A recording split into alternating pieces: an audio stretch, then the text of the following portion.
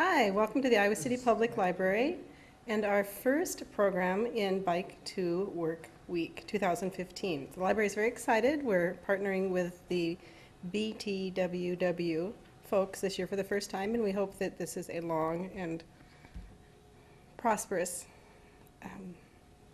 endeavor for all of us. So tonight's program is live on Library Channel 20, and then on Thursday it won't be a live program, but we're meeting at noon. Anybody who wants to come, bring a book or two or three or four, and noon we're going to talk about books and bikes. So books about bikes, books with bikes as a theme, books to take on a bike ride, all different kinds of things. But to tonight's program, I'm going to turn it over to Ann Duggan, and she and her compatriots will give us all the really fun bike basics.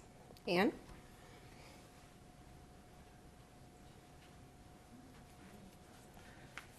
Thanks, Maeve. It's a real pleasure to be here. Welcome to Really Fun Bike Basics. This is part of Bike to Work Week 2015. This is a cooperative effort between the Iowa City Bike Library and the Iowa City Public Library. And as bike librarians, we are pleased to be part of this. The Iowa City Bike Library recently moved. We were close to downtown, and now we're at 840 South Capitol Street. We do suggest people go to the back door, the rear entrance, because that's where our workplace is. Just a little bit of background about the Bike Library. It's 11 years old. We started selling bikes at the farmers market. And then we, as I said, we originally moved from our original home on College and Gilbert Streets. We are an all-volunteer nonprofit. We take all donations. If we don't use them in a bicycle, we will recycle the materials. All bikes are checked out for 6 months at a time, and if they are returned in good shape within that time, the patron will get a deposit back. Otherwise, if they keep it, it's theirs. You can find us at www.bikelibrary.org. Here's a picture of our new workplace. Quite spacious. We're all very happy there, well lit. And Really Fun Bike Basics is one of our programs. It's every Monday night, generally from 7 to 8:30. We will, and just people are invited to come in so we can answer questions about their bikes, do basic bike maintenance, whatever people need. We're trying to be a non-intimidating place for people to learn about bike maintenance. Here are a couple of pictures of recent really fun evenings where we're learning about specific things about bicycles, but we'll also talk about things like traveling by bike, winter, how to dress for the winter, how to size a bike, how to move everything around so that it fits right, whatever anybody needs. And tonight we will eventually separate into workstations. One is just basic maintenance. Another one is fix a flat. And the third one is brakes and gear cables. But the first, I just want to suggest that don't be afraid. There's a lot of parts to a bicycle, but we're only going to talk about a few, and you will learn. Trust me. So my name's Ann Duggan. As Maeve said, I live in Iowa City. I have been bicycling since I was a kid. You can see a picture of me from, I don't know, first or second grade. But I've been really seriously bicycling for about 8 years now. This is a picture of me. The top one is on a tweed ride, and this other one is called the culinary ride, where the photographer was amused to see that there were actually chickens crossing the road in front of me at a culinary ride. She thought that was pretty funny, and it was quite cute. I had to yell at them to get out of my way. So anyhow, I'm just going to lead you through some bike basics about taking care of your bike, and sometimes they just need a good wash, especially after a winter here, and you need some gentle soap, rags, toothbrushes are good for cleaning, sponges, and then eventually once it's all clean, we'll lube up the parts that we need to keep moving. And these are this is the drivetrain where we will clean it and then lubricate it so that it just will move like butter, and you'll be so happy when you're riding. So from the top, I just have people wipe off dirt and the mud from the frame. And then we clean the drivetrain, the chain, the crankset and the cogs, and the derailleurs. You wouldn't believe what gets stuck in some of those places. And then we'll lubricate once they're clean. And see, Albert Einstein has a very happy bicycle and a big smile on his face. So right now, I'd like to turn it over to Yvonne, who will talk about fixing a flat. Hi, my name's Yvonne Beatty-Kofer, and I just put a couple pictures up. I've been biking pretty much my whole life. My mom always did RAGBRAI, so I did my first full RAGBRAI when I was 14. And I have not had a car for the last 7 or 8 years, and I live in Iowa City, so you know what the winters are like. Now, this year I started biking with my skis on my bike so that I could get some cross-country skiing and biking. And the top one is of me in New Zealand. I took my folding bike there last year and was there student teaching for 3 months. So currently I'm a teacher in the Iowa City School District and bike to work almost every day. And we're going to talk about fixing a flat. Has this ever happened to you? Because this happened to me twice over the weekend. But it's a very easy fix. So you're going to start with the tools. And I'm going to say, in addition to having the right tools, you need to make sure that your tools work for what you need them to work. I faced this problem this weekend where I had all these tools and the pump I had did not work for the tires I had. Okay, so it still happens to me. So you'll need tire levers. That's going to help you get the tire off of the wheel. Patch kit if you choose to patch it, or you can take the tube out and replace it, and then you'll need a pump. And you can fix your own flats. It's doable. Okay, the first thing you're going to do is take the wheel off, and we'll go over how to do that later. You're going to take the tire off using your levers, remove the tube. This is one of the most important parts. You need to find what was causing the flat and fix it. If there's, for example, glass stuck in your tire and you don't take that out but just put in a new tube, you are going to get flat after flat after flat. Okay, so trying to find out what caused it so that you can address that. You can patch it, and we'll go over how to patch tubes tonight, or you can replace the tube and get a new one, and then put it all back together. See how easy it is, right? And then you'll be on the road again, ready to ride. And our last station, Larry.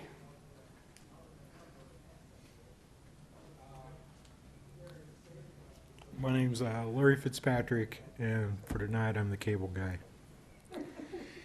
And I've been bicycling for quite a while, probably like 25 years. And well, like my oldest son's in one of those pictures, him and I started bicycling out on the road and around town a lot. And that picture with him, my granddaughter Basil, she's already got a little strider. She's starting to bicycle too. Oops, wrong way. Okay, we're going to talk about shifting gears. And a lot of times, you know, a lot of the problem with gear shifting, you just don't do it soon enough. You know, you have to kind of anticipate when you need to shift. And if you do, the gears generally shift pretty easy. But when they don't, I always found that the cables combined inside the housings. So we're going to, in the workstation, we're going to go through, you know, how to troubleshoot that and figure out whether your cables are actually binding. You get in your highest gear, and if there's slack in the cable, the gear shift cable, you know that you've got some binding somewhere, or the cable needs tightened. And you know, it's just good to check it out when you're at home before you get out on the road, and trying to go up Benton Street Hill, whether your gears will work or not. So tonight we're going to go through adjustments for proper operation. And get your gears working, you'll climb like a pro. Now, the brake cables are important too. I like to check these out before I even get on my bike in the morning, because it's great if it goes, but if it doesn't stop, you can, that'll make your heart go pitter-patter. So I check it every ride to see if my brakes work or You know, and one of the things I look for is whether I got a brake pad dragging on one of the rims, because I don't want to work any harder than I have to. One of the things that I see people riding around town, they'll have worn out brake pads, and I hear them screeching and howling. And it's one thing we should always look for, because it wears out the wheels. The pads are way cheaper than buying new wheels. So I'm going to show how to adjust the cables and the proper operation of the brakes. Yeah, give them a break. Now we have a video.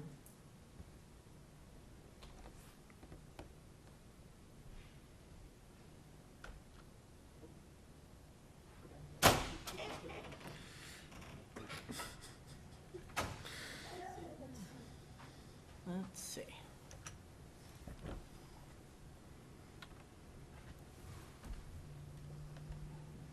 Where did our? Click on the If I Ride. I thought we already had it up. If I ride, I will know the way the trees smell after the rain. I will grow a heart so strong that hospitals will take Tuesdays off. If I ride uphill, I will eventually get to ride downhill. That's how it works. If I ride, my breath will fill the air instead of smoke and car exhaust. If I ride, road rage will turn into laughter. And I won't be a boy or a girl. I will just be a rider. If I ride, I can wear spandex, like Spider-Man. And the planet will cool down and survive and thank me for riding with flowers and glaciers and fireflies and snow days off from school. If I ride, I will be strong. I will change tires myself. If I ride, I will only use oil on my chain, and oil tankers will haul chocolate milk. This is my poem to biking.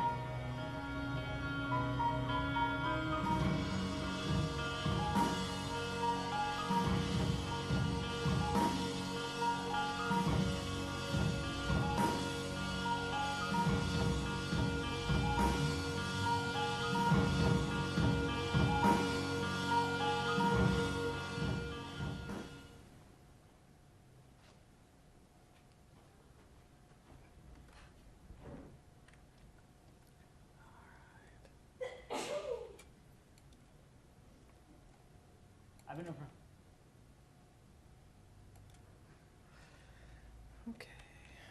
Well, that's the end of our presentation right now. I think we're going to separate into different stations. Can I ask a question? Yes, ma'am. So will you repeat my question? Okay, yes, I'll repeat your question. What do you think about fenders? Well, and the weather's like we've had this last few weeks, I like riding a bike with fenders. Okay. And now, not all bikes will, you can't put fenders on all bikes, but it's always good to have. It's just the way the frames are configured and the tires, how they fit in. But you'll stay drier. I did recently ride in the winter when things had started to thaw and forgot to put a fender on, and I sat in a room with a wet back, and it was uncomfortable, so I like a fender. So this is the end. I just wanted to give everybody encouragement, because it's no matter how slow you go, you're still faster than anybody who's sitting around. And the thing about bicycling is it's just fun. Thank you.